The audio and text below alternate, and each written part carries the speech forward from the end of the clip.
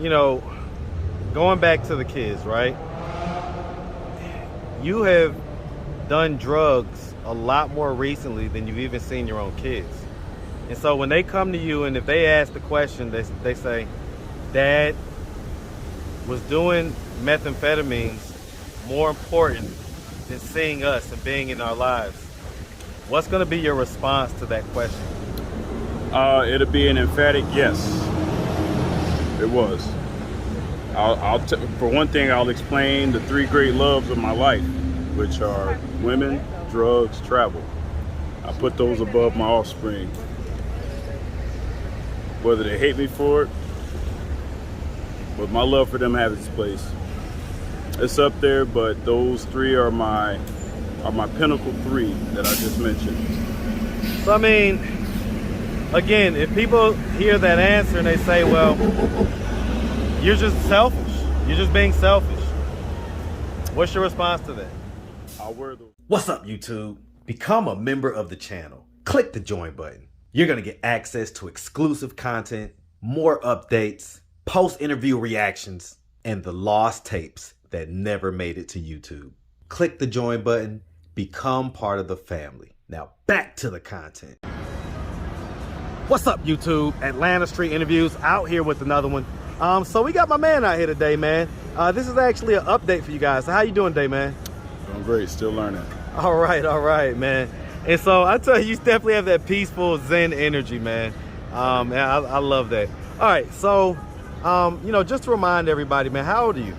37 years young. 37. And so, last time we talked about a few things. We talked about how basically, you hadn't seen your kids in like 5+ years. That's right, going on 6. And so, why is that again? Remind us.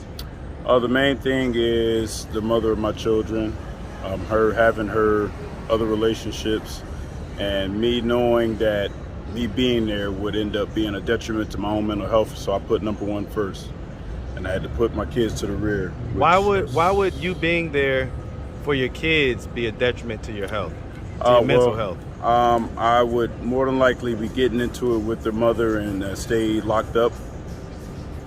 But why can't you just be mature and not get into it with the mom? Because I mean, if it's about the kids, number one, then you should be able to, co-parent. And I mean, does she do things that would trigger you? Like what's going on? Yeah, it would be the effect of triggering, of vexation. What would be triggering for you? Well, me not being in the home, even though she wouldn't allow me to be in the home.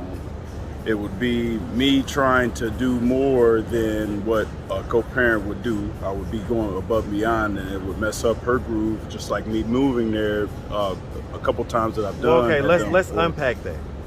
What do you mean that you're saying that you would be doing too much, and that would, all right, explain. Well, I would want them to be a presence where I would live, and I would want to be with them a lot more than what she would allow. What do you think she would allow? It would vary. More than likely, it would vary, and the variations wouldn't work well with mine. So then why not?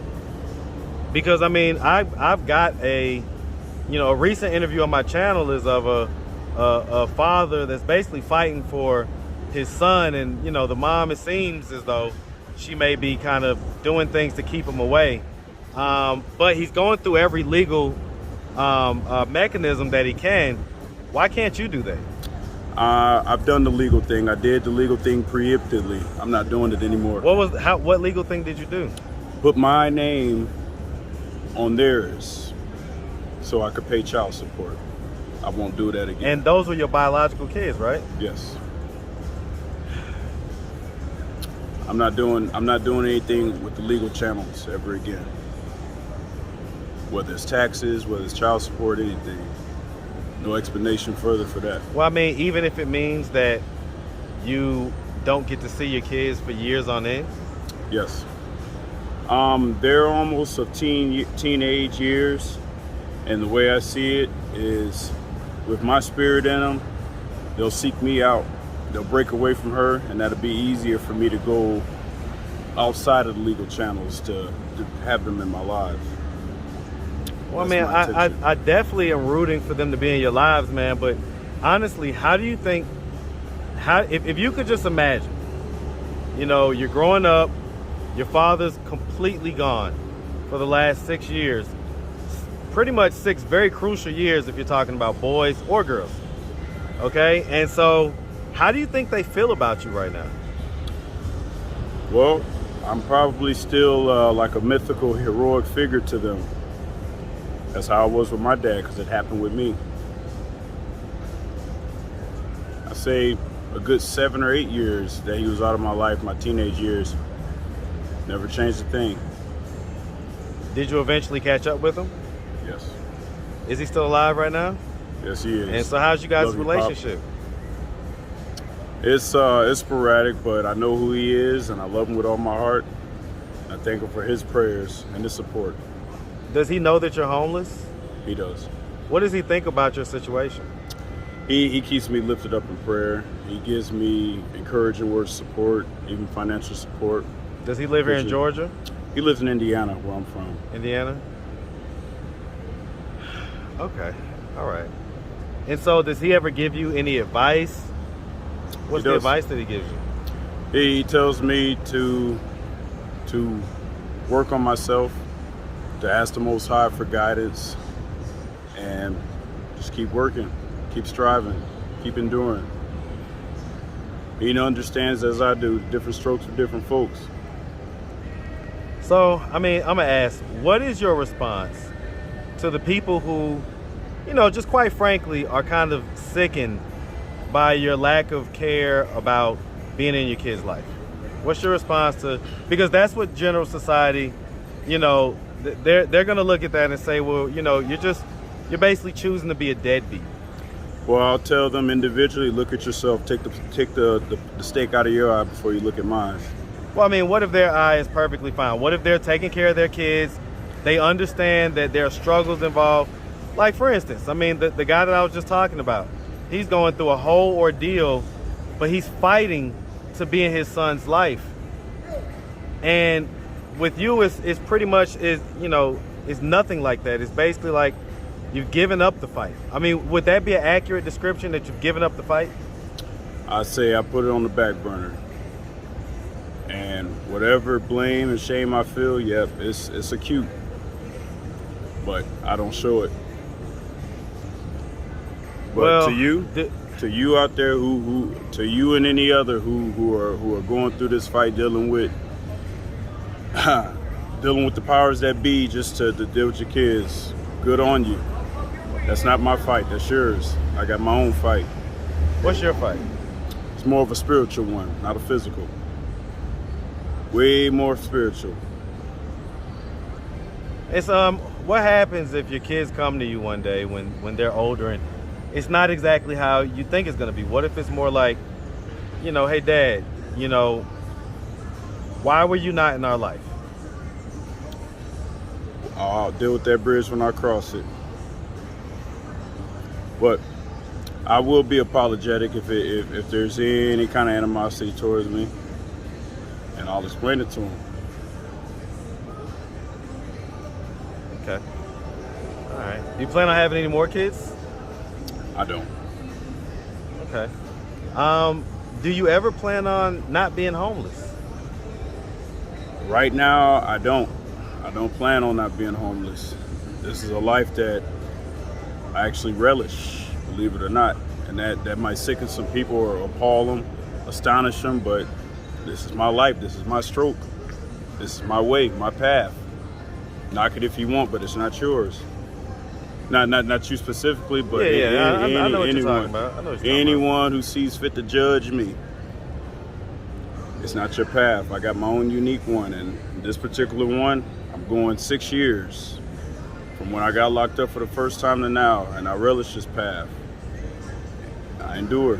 Yeah, I mean, let me ask. I mean, I don't recall.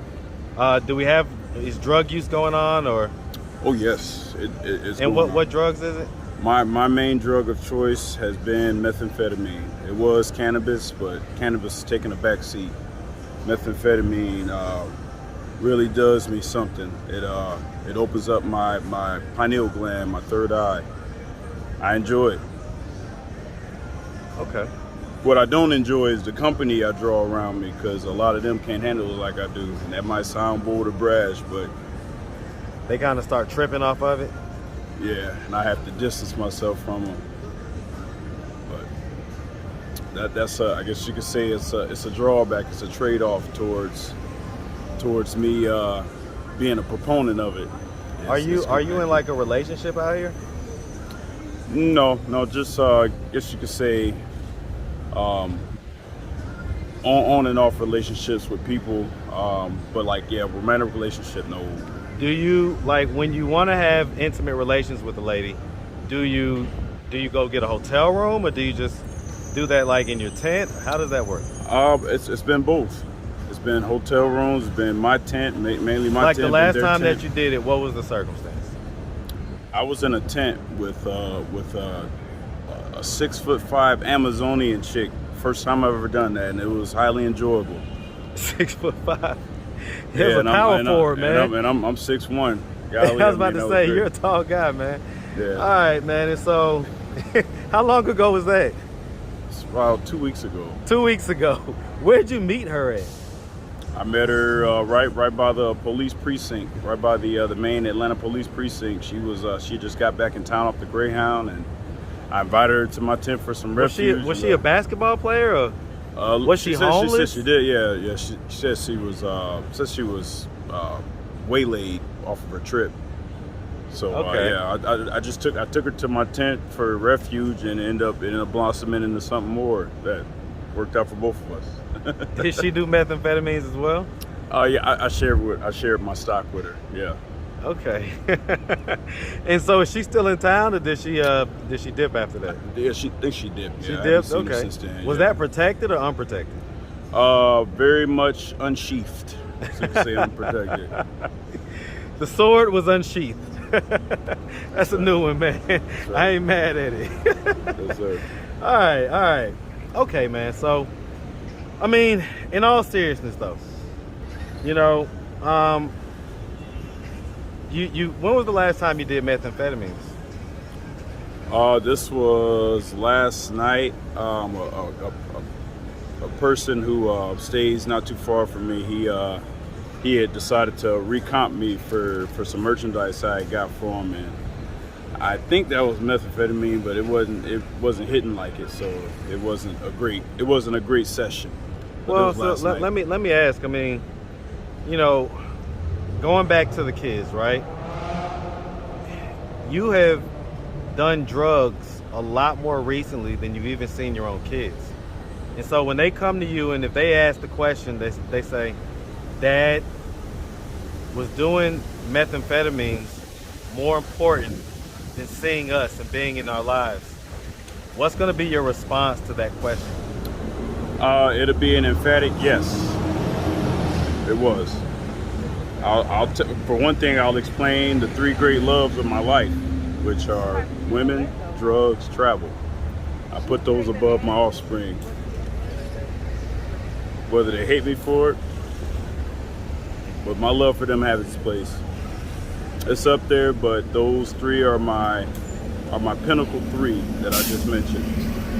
So, I mean, again, if people hear that answer and they say, well, you're just selfish, you're just being selfish, what's your response to that? I'll wear those shoes. I'm a selfish being. So be it. Judge me. All right, man. Hey, listen. Hey, listen. It's your life, man. Live it, how you see fit, And so, hey, I can definitely understand that. All right. Well, listen, man. We really appreciate you taking the time, answering all of our questions. If anybody did want to reach out, help, donate, or do whatever, then do you have a way they can do that? Social media, Cash App, anything like that? I'll give you my email and my Cash App. Okay, what's your email? Email is E for Echo, D for Delta, Valance, VALANCE 25@gmail.com. And the Cash App is within that, $VALANCE 25. All right, man. Well, like I say, we really appreciate you, man. Definitely wish you nothing but the best out here, all right? Thank you. My guy.